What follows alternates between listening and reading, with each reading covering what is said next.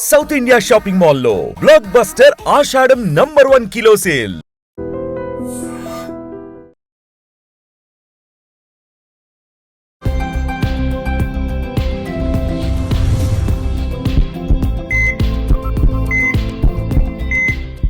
అందరికీ నమస్కారం. మన ఆయుర్వేదం ప్రోగ్రామ్‌కి అందరికీ స్వాగతం. సో, కీళ్ళ నొప్పుల విషయానికొస్తే చాలామంది పెద్దవాళ్ళలో చాలా ఎక్కువగా కనిపిస్తుంటుంది.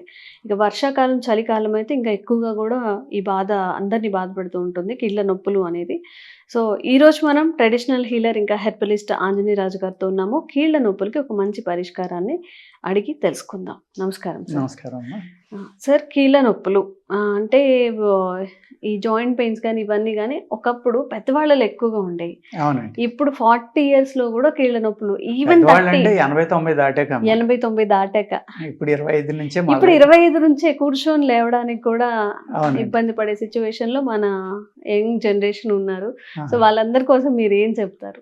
మోడర్న్ జనరేషన్ అమ్మా. Modern young generation generation. కాదు, మోడర్న్ జనరేషన్. అంత మ్మ్. మోడర్న్ అయిపోయింది కదా, హ్మ్, హ్మ్. అందుకు వ్యాధులు కూడా మోడర్న్ గా అయిపోయినాయి అనమాట. హ్మ్, హ్మ్, ఈ కీళ్ళ నొప్పులు అనేది సాధారణంగా వాత వ్యాధులు అంటారమ్మా. హ్మ్. ఆయుర్వేదంలో అయితే ఏమంటారంటే దీన్ని వాత వ్యాధులు అంటారు. హ్మ్, వాటిని కీళ్ళ వ్యాధులు అంటే మనం రొమటాయిడ్ ఆర్థరైటిస్ అని కూడా అంటాం. రొమటాయిడ్ ఆర్థరైటిస్ని ఆయుర్వేదంలో ఏమంటారంటే కీళ్ళవాతం అంటారు. హ్మ్, మాకు కీళ్ళవాతం వచ్చిందండి అని చెప్తూ ఉంటారు. ఇప్పటికీ మాకు వచ్చిన ఫోన్లో పల్లెటూరుల నుంచి అయితే హ్మ్, వాళ్ళు కీళ్ళవాతం అని చెప్పారంటే ఆర్ఏ ఫ్యాక్టర్ అంటే రొమటాయిడ్ ఆర్థరైటిస్ ఉందని అర్థం అమ్మ. హ్మ్, ఇక్కడ మనం ఇవాళ మోడర్న్ సైన్స్ ప్రకారం అయితే ఆర్ఏ ఫ్యాక్టర్ ఈఎస్ఆర్ అని ఉంటుందమ్మా. హ్మ్. ఈ రెండు మనం చూసుకోవాలి. హ్మ్, ఈ రెండు చూసుకున్నప్పుడు అలాగే ఆటో ఇమ్యూన్ ప్రాబ్లం ఉందా లేదా అని తెలుసుకోవడానికి ఈ రెండు సిగ్నల్స్ కాకుండా హ్మ్, కొన్ని యాంటీటీపీఓ యాంటీబాడీస్ అనే టెస్టులు కూడా చేయించుకోవచ్చండి. హ్మ్. చేయించుకుంటే వాళ్ళ బాడీలో అనేక రకాల ఆటో ఇమ్యూన్ ఉంటాయమ్మా. ఓకే. అది కీళ్ళవాతానికి సంబంధించిన ఆటో ఇమ్యూన్ ఏమవుతుందనేది తెలుసుకుంటే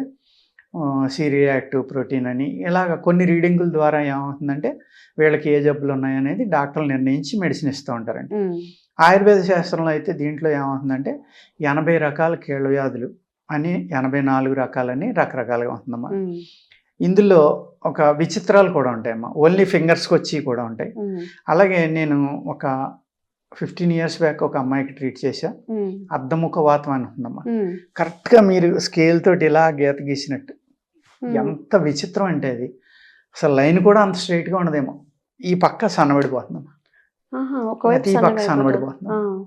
అర్ధముఖ వాతం అంటాం దాన్ని. హ్మ్, హ్మ్, ఇలాగా అనేక రకాలు ఇప్పుడు Hmm. సయాటికా అంటున్నాం కదండి. హ్మ్, అది గృద్రపీ వాతం అని ఇంకో రకరకాల వాతాలు హ్మ్, రకరకాల పేర్లు ఉన్నాయండి హ్మ్, అందులో. హ్మ్, ఇలాగా హనుమత్ వాతం అంటారు. హ్మ్, రకరకాల పేర్లు అనమాట. కొంతమంది తెరుచుకుని మూసుకోదు, హ్మ్, లేకపోతే మూసుకుపోయి తెరుచుకోదు, హ్మ్, లేకపోతే భుజాలు సన్నబడిపోతూ ఉంటాయి, Hmm. చేతులు సన్నబడిపోతాయి, కాళ్ళు ఇలా రకరకాలు అనమాట. హ్మ్, రకరకాల వాత వ్యాధులమ్మ. ఈ 80 రకాలని కొంతమంది 84 రకాలని పూర్వకాలంలో మనకు చరకుడు సుశ్రుతుడు ఇలాంటి వాళ్ళు అనేక మంది అనేక రకాలుగా దాన్ని వ్యాఖ్యానం చేయటం జరిగిందండి. హ్మ్, ఈ 80 రకాలు కూడా మనకి ఇక్కడ నరాల నొప్పుల, హ్మ్, ఎముకల నొప్పుల, మజిల్ పెయిన్ హ్మ్, ఈ 3 చూసుకోవాలండి. హ్మ్, ఈ 3 కూడా ఏంటంటే ఇక్కడ కూడా అసలు విరుద్ధ ఆహారం అనేదే అన్ని జబ్బులకి కారణం. హ్మ్, ఆహారం ఎక్కడికి వెళ్తుంది? మన పొట్టలోకి వెళ్తుంది. హ్మ్, ఆ పొట్ట ఏంటి? మనకి బాడీకి అన్ని రకాలుగా ఆహారాన్ని అరిగించి ఏ ఏ అవయవాలకి ఏమేమి ఉండాలి హ్మ్, వాటికి కావాల్సిన ఆహారం పంపటం, అవి మళ్ళీ ఆ ఫ్లూయిడ్స్ రిలీజ్ చేయడం, అవి మన బాడీ అంతా స్ప్రెడ్ అవ్వడం, ఇవన్నీ జరుగుతాయి. ఓకే. అంటే మేజర్ మెకానిజం ఎక్కడ జరుగుతుందమ్మా? పొట్టలో జరుగుతుంది. హ్మ్, ఆ పొట్ట అనేది జాగ్రత్తగా చూసుకుని టైమ్లీ తింటా, హ్మ్, దాంట్లో చెడు ప్రభావం అనేది లేకుండా, చెడిపోయిన ఆహారం తీసుకోకుండా, నిల్వ ఆహారం తీసుకోకుండా ఉంటే కనుక అనేక రోగాల నుంచి బయటకు పడటానికి అవకాశం ఉంటుందమ్మా. ఓకే. అదేవిధంగా ఇప్పుడు జనం ఏం చేస్తున్నారు? ఒక ఆనపకాయ రసం తాగితే మంచిదని ఎవరైనా చెప్పారు అనుకోండి, మొత్తం దేశం అంతా ఆనపకాయ రసం తాగేస్తున్నారు. హ్మ్, అది తాగడం కూడా ఎలాగా? దాన్ని మెడిసిన్ లాగా యూజ్ చేయట్లేదు. హ్మ్, దాన్ని మన శరీరం వెయిట్ ఎంత తాగితే మంచిదని కాకుండా హ్మ్, అందరూ తల 6 గ్లాసు తీసుకోవడం, అందరూ తాగేయడం. హ్మ్, ఈ రొమటాయిడ్ ఎవరైతే వాత వ్యాధులతో ఉన్నారో వాళ్ళకి చాలా ప్రమాదం అది. హ్మ్, ఇంకా వాతం పెరిగిపోయి వాళ్ళకి భయంకరంగా పెరిగిపోతాయి ఈ నొప్పులు కానీ ఇబ్బందులు కానీ. హ్మ్, అంచేత ఇలాగా లేకపోతే కీర మంచిది, అందరూ కీర తినేయడం హ్మ్, చాలా కదా అని. హ్మ్, ఈ విధంగా పెసరపప్పు మంచిది, మంచి ప్రోటీన్ అంట, అందులో చాలా బాగుంటుందంట, తినేయడం. హ్మ్, ఏ అయితే వాతకర పదార్థాలు ఉన్నాయో, హ్మ్, ఏ అయితే వాటర్ ఎక్కువ ఉన్నాయో హ్మ్, అవి తీసుకోకూడదండి. మళ్ళీ ఇక్కడ బూడిద గుమ్మడికాయ పర్వాలేదమ్మా, హ్మ్, అది కూడా చలవే. హ్మ్, ఏది వాడినా కంటిన్యూ వాడకూడదు. ఓకే. కొన్నాళ్ళు గ్యాప్ ఇచ్చి మధ్య మధ్యన వాడుకుంటూ ఉండాలి. ఈ కరోనా వచ్చాక అనేక మంది అనేక రకాల డికాక్షన్స్ తాగేస్తున్నారమ్మా. నేరేడాకులని, జామాకులని, మామిడాకులని, లేకపోతే ఇంకా అది ఇది అని లేదు, ఏది దొరికితే అది. ఎవరో ఒకరు చెప్తున్నారు, అది ఫాలో అవుతున్నారు. లేకపోతే సొంటి పిప్పలి తాగుతున్నాం అని, లేకపోతే పసుపు వేసుకుని తాగుతున్నాం అని. పసుపు అనేది ప్రపంచ ప్రఖ్యాతిగాంచిందమ్మా ఇప్పుడు నిజం చెప్పాలంటే. ములగాకు, పసుపు, ఈ రెండు, మొరింగా అనేవాడికి అన్ని ఇతర దేశాల్లో కూడా విపరీతమైన డిమాండ్ అమ్మ దానికి. హయ్యెస్ట్ మినరల్స్, కాల్షియం ఇవన్నీ ఉంటాయి, అది చాలా మంచిదని. అదేవిధంగా పసుపులో ఉన్న కుర్కుమిన్ అనేది ఇన్ఫ్లమేషన్ కానీ అనేక రకాల వ్యాధులను తగ్గిస్తుంది. బాడీలో ఉన్నాయి ఒబిసిటీ తగ్గిస్తుంది, ఇన్ఫ్లమేషన్ తగ్గిస్తుంది, బ్యాక్టీరియాని చంపుతుంది, anti bacterial, anti fungal, at the same time immunity పెంచుతుంది. ఇలాగా ఈ ఆహారాలను మార్చుకుని మనం ఇటువంటి సీజనల్ ఫుడ్స్ జాగ్రత్తగా తీసుకుంటా, ఎవరో చెప్పారని మన శరీర తత్వాన్ని చూసుకోకుండా ఏది పడితే తినకుండా జాగ్రత్తగా తీసుకుంటే కనుక త్రికటుకాలు అనేది వాత వ్యాధుల మీద ఎక్కువే పనిచేస్తుందమ్మా. ఆ త్రికటుకాల్లోనే ఇంకా కొన్ని రకాలు కలిపి మన ఇది తేజ్పత్త అంటాం మేము, బిర్యానీ ఆకు, దాన్ని ఆకుపత్రి అంటారమ్మా. అది ఆకలిని పెంచుతుంది, వాతాన్ని తగ్గిస్తుంది, రక్తశుద్ధి చేస్తుంది. ఇలాగా కొన్ని కొన్ని కాంబినేషన్స్ తోటి చేసి ఈ వాతాల మీద ఇస్తారమ్మా. అందులో గుగ్గిలం అనేది కూడా చాలా ఫేమస్ అన్నమాట. ఈ వాత వ్యాధుల మీద శిలాజిత్తు, గుగ్గిలం, ఆయుర్వేద శాస్త్రంలో ఆ కాంబినేషన్లో కూడా అనేక రకాల మందులు ఉన్నాయండి. పూర్వం రసశాస్త్రం ఉండగా అయితే ఏంటంటే, ఇప్పుడు కూడా ఉందిలేండి, లేదని కాదు నేను చెప్పేది, రసౌషధాలు వాడితే కిడ్నీలు పోతాయి, మెటల్స్ వాడితే అనేది మన ట్రెడిషన్లో ఏంటంటే, ఏదైతే భారతీయ జ్ఞానం అనేది ఉందో, విద్య కానీ విజ్ఞానం కానీ, దాన్ని పాడు చేయాలి అంటే ఏం చేయాలంటే, ఈ భస్మాలు తింటే ప్రమాదము, భస్మాలు తింటే మీరు కిడ్నీలు పోతాయి, లివర్ పోతుంది అనేది గుడ్డిగా చెప్పడం, గుడ్డిగా నమ్మడం అలవాటైపోయిందమ్మా. అదే భస్మాన్ని, బంగారాన్ని అమెరికాలో లాస్ట్ 15-20 years నుంచి నానో టెక్నాలజీ ద్వారా భస్మం చేసి బ్రెయిన్ క్యాన్సర్ మీద, అనేక రకాల క్యాన్సర్స్ మీద వాడడం, అది మంచి ఫలితాలను ఇవ్వడం జరుగుతుందండి. మనం చేయకూడదు, వాళ్ళు చేయొచ్చు. ఈ విధంగా మనం అంటే తెలివి తక్కువగా ఉన్నామా, భ్రమలో ఉన్నామా, లేకపోతే మన నాలెడ్జ్ని మనం కోల్పోయామా?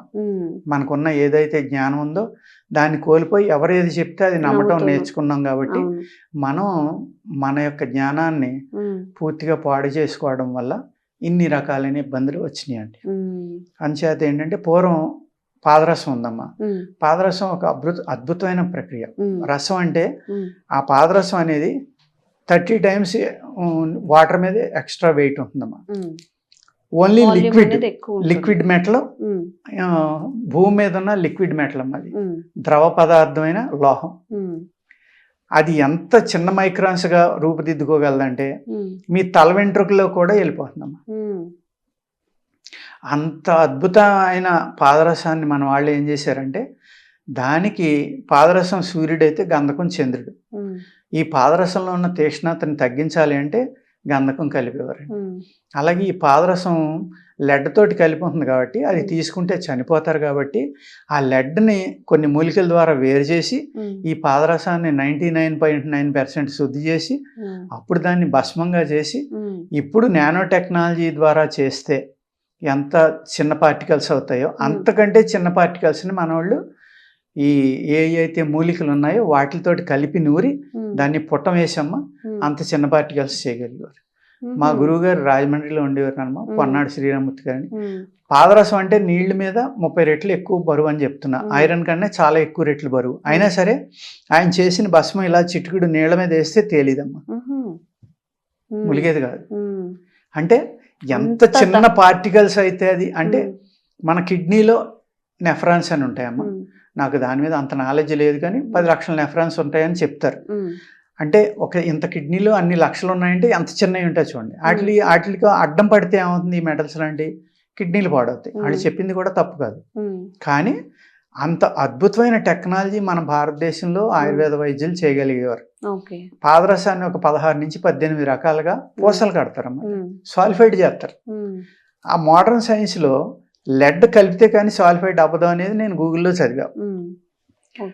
ఉన్న పాదరసాన్ని ఏమీ కలపకుండా శుద్ధి చేసి మరి ఉన్న లెడ్ని తీసేసి దాన్ని సాలిఫైడ్ చేస్తారమ్మా, దాన్ని భస్మం చేస్తారు, దాన్ని సింధూరం చేస్తారు, అనేక రకాల ప్రక్రియ. దాంతో పాదరసంలో ఉన్న అద్భుతమైన గుణం ఏంటంటే, ఆయుర్వేద ప్రకారం మనం ఏ మూలికనైతే దాంట్లో నూరేమో ఆ మూలికా రసం భావనలు అంటారు. ఒకే మూలికని ఒక వారం రోజులు ఆ పాదరసంలో వేసి నూరదా అని ఉంటాం. ఆ మూలికలో ఉన్న మెడిసినల్ ప్రాపర్టీస్ అన్నీ అది తీసేసుకుంటుంది. దాన్ని భస్మం చేస్తాం. చేసినప్పుడు ఆ మైన్యూట్ పార్టికల్స్ కింద అవుతుంది. ఈ మూలికల యొక్క శక్తిని అది తీసుకుని ఆ పార్టికల్స్ శరీరానికి అందిస్తాయి. అది కూడా అది చేరలేని ప్రదేశం అంటూ మీ శరీరంలో ఏది మిగలదు కాబట్టి దాన్ని ఒక క్యారియర్గా, ఒక అద్భుతమైన మెడిసిన్గా మన పూర్వీకులు వాడడం జరిగిందండి. వీళ్ళు అనేక రకాల మెటల్స్ని, అనేక రకాల స్టోన్స్ని వజ్రభస్మ అంటారు, పగడ భస్మ అంటారు, అన్నిని ప్రవాళ భస్మ అంటారు, లోహ భస్మం అంటారు, అయస్కాంత భస్మం అంటారు. అసలు వీళ్ళు భస్మం చేయిందంటూ ఈ భూమి మీద ఏది లేదు. మెటల్స్, స్టోన్స్ కూడా చేసి వాటిని అనేక రకాల మూలికలతోటి కలిపి ఇవ్వడం వల్ల మన శరీరంలో ఏ ఏ భస్మాలు అయితే మనం అంటున్నామో అవన్నీ కూడా న్యాచురల్గానే మన శరీరంలో ఉంటాయమ్మా. యోగ శాస్త్ర ప్రకారం అయితే సూక్ష్మ బ్రహ్మాండం అంటాం మన శరీరాన్ని. అంటే ఈ సృష్టిలో ఏదైతే ఉందో ఆ సృష్టిలో ఉన్న అన్నీ కూడా మన శరీరంలో ఉంటాయి అని అర్థం. అక్కడ మన బాడీలో లేని ఇక్కడ బయట ఉండవు, బయట లేని మన బాడీలో ఉండవు. అందుకే సూక్ష్మ బ్రహ్మాండం అన్నారు. దీనికి ఒక కథ కూడా చెప్పారమ్మా. కృష్ణుడు మట్టి తిన్నాడని యశోద చెవు పట్టుకుంటే నోరు ఆవలించి బ్రహ్మాండాన్ని చూపిస్తాడు. అంటే సృష్టి అంతా నాలోనే ఉంది అని. అదే విధంగా ప్రతి మనిషిలోనే ఉంటున్నాను, అది చూపించడం చదవాలి. అలాగా అక్కడ దాని అర్థం ఏంటంటే, నేను అర్థం చేసుకున్నది ఏంటంటే, ఈ సృష్టి అంతా మనలోనే ఉంది కాబట్టి అన్ని మెటల్స్, అన్ని లోహాలు కానీ, అన్ని విషాలు కానీ, అన్ని వైరస్లు కానీ బాడీలోనే ఉంటాయమ్మా. కొత్తగా బయట నుంచి వచ్చే ఏమి ఉండవు. అవి రూపాంతరం చెంది రకరకాల జబ్బులుగా రావచ్చు తప్ప మన బాడీలో 1,80,000 వైరస్లు ఉంటాయని ఒక అమెరికన్ సైంటిస్ట్ చెప్పాడు. 1,80,000 2 లక్షలని కొంతమంది అంటారు, రకరకాల చెప్తారమ్మా. అది మనం ఏంటంటే యూట్యూబ్లో చూసి మనం చెప్పి తప్ప అది నిజం అవుతుంది అనేది జస్ట్ మనం ఇక్కడ సంభాషించుకోవడానికి మట్టుకే. అందుచేత ఈ కీళ్ల నొప్పులకి గుగ్గిలం అనేది ఎక్కువ వాడమ్మా. గుగ్గిలంతో ఆయిల్స్ చేస్తారు. అందులో మహిషాక్షి గుగ్గిలం అనేది ఎక్కువ బాగా నొప్పులు తగ్గిస్తుందమ్మా. అదే మన మామూలుగా రత్నపురి గుగ్గిలం అని ఉంటుంది, అది ఏమో రక్తశుద్ధికి బాగా పనిచేస్తుంది. ఇలాగా అక్కడ ఉన్న పేషెంట్ని బట్టి, ఆయన శరీర తత్వాన్ని బట్టి ఇది వాడాలా అది వాడాలా అని అనేక రకాలుగా చేసుకున్నామా. ఎముకల నొప్పులకి అయితే ఆ గుగ్గిలం శుద్ధి చేసుకుని జాగ్రత్తగా ఆవు పాలు ఆవిరి మీద శుద్ధి చేస్తారు, ఉడకబెట్టి శుద్ధి చేస్తారు. చేసిన దాంట్లో బెల్లం కలిపి మాత్ర కట్టిస్తారు. లేకపోతే ఇప్పుడు మైసాక్షి గుగ్గిలం ఉందనుకోండి, అది ఆయిల్లో కలిపి మిక్సీ చేసుకుని బాగా నూరుకుంటే కొన్ని రోజుల పాటు ఈ గుగ్గిలంలో ఉన్న శక్తి అంతా తీసుకుంటుంది. ఆయిల్ రాసుకుంటే మీకు నొప్పులు చాలా చక్కగా తగ్గుతాయి. అదేవిధంగా ఇప్పుడు మెత్త రసంతో చేస్తారు. లేకపోతే అనేక రకాల మూలికలమ్మా ఈ నొప్పులు తగ్గించడానికి ఏమున్నాయి, ఆ మూలికల యొక్క రసాలతోటి, ఆ మూలికల యొక్క విత్తనాలతోటి కానీ, ఆకుతోటి కానీ, తొక్కతోటి అంటే బార్క్ అంటాం కదమ్మా, తాట అంటాం, ఆ తాటతోటి కానీ అనేక రకాల కాంబినేషన్స్ తోటి ఈ వాత వ్యాధులు తగ్గించడానికి చాలా రకాలైన ఉన్నాయమ్మా ఫార్ములాస్. అంటే 80 రకాల వాత వ్యాధులు ఉన్నాయని మీకు మన పూర్వీకులు చెప్పగలిగినప్పుడు ఒక్కొక్క దానికి 5 తయారు చేసిన 400 రకాల మందులు ఉంటాయమ్మా వాత వ్యాధులు తగ్గించడానికి. ఇందులోనే ఈ వాత వ్యాధుల్లోయే రొమటాయిడ్ ఆర్థరైటిస్, ఆస్టియోపోరోసిస్, ఇవన్నీ కూడా మళ్ళీ ఆటో ఇమ్యూన్లోకి వస్తాయి. అవి కూడా తగ్గించుకోవచ్చు అండి ఆయుర్వేదంలో. చక్కని మందులు ఉన్నాయి ఉపశమనం కోసం కానీ తగ్గించుకోవడానికి కానీ. కానీ ఆహారం చాలా చక్కగా పాటించాలమ్మా. ఎవరైతే వాత వ్యాధులు ఉంటాయో వాళ్ళు పెసరపప్పు, ఆనపకాయ, దోసకాయ ఇలాంటివి తక్కువ తింటాం. అలాగే చింతపండు, కొత్తగా వచ్చిన చింతపండు, చింతకాయలు, గుమ్మడికాయ, వంకాయ, గోంగూర ఇలాంటివి తినబోవటం, ఇలాగ కొన్ని జాగ్రత్తలు తీసుకుంటే న్యాచురల్గానే కొంత ఉపశమనం వస్తుందండి. వాటికి సపోర్ట్గా ఈ మెడిసిన్స్ కనుక తీసుకుంటే చక్కగా 90% పైన ఫలితాలు వచ్చి ఉపశమనం రావడానికి చక్కని అవకాశం ఉందండి. సో కీళ్ళ నొప్పులతో బాధపడే వాళ్ళు ఎవరైనా సరే సార్ చెప్పిన ఈ ప్రికాషన్స్ అనేవి పాటించండి. Food habits and life style చేంజెస్తో కూడా మనం వాటన్నింటి కూడా దూరం చేసుకోవచ్చు అని చెప్తున్నారు. మరి ఇంకొన్ని వీడియోస్ మీకు అవేర్నెస్ కల్పించేలాగా చేస్తూనే ఉంటాము. Thank you sir. నమస్కారం.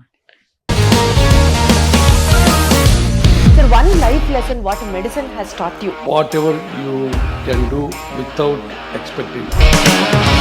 బట్ ఐ రియలీ బిలీవ్ మన పాజిటివ్ యాటిట్యూడ్ ఉంటేనే మనం ఏదైనా సాధించగలం. గట్ని మనం కరెక్ట్ గా డీల్ చేసినట్లయితే అది మనకి పాజిటివ్ హార్మోన్స్ ని రిలీజ్ చేస్తుంది. షుగర్ వచ్చిన వాళ్ళ పరిస్థితి ఏంటి? పొట్ట దగ్గర పెరిగితే దాన్ని ఆండ్రాయిడ్ అంటారు, ఆండ్రాయిడ్ ఫోన్ కదా. అసలు థాట్స్ ఎందుకు వస్తాయి? బ్రెయిన్ డెడ్ అంటే దానికి ప్రపంచం అంతా కూడా కొన్ని నిర్దిష్టమైనటువంటి లక్షణాలు ఉంటాయి. మానసికంగా ధైర్యంగా ఉంటే క్యాన్సర్ జయించవచ్చు. You are a doctor for a cause sir, అంతే. వాళ్ళకి వచ్చిన ఆదాయం కాకుండా ఫ్రీ సర్వీస్ ఎంతమందికో చేస్తుంది.